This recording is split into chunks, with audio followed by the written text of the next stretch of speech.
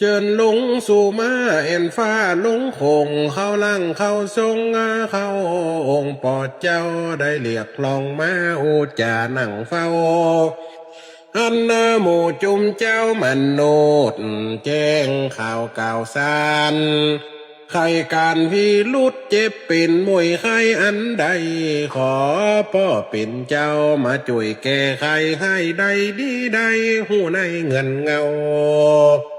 เข้ามาปรึกษาดาขันตั้งเขาว่ามาเรียกร้องเอาจ่วยเตอจีแม่นแล่นหาอูจานั่งเมื่อฮือหูที่ถอยในยามนุษย์ลุมฟ้าต้องการฟูจา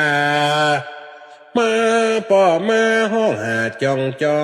เจ้าป่อเฮยลงมาสู่ห้องยังขันท้องล่างมาวันผูกบอดตื้อวันหือบอดตาย่ำลงต่อหน้าทันทีเขาต้องการแล้วเฮือมาดีลีขอเปิ้งฤทธิ์ที่มาขี่พ่อเจ้า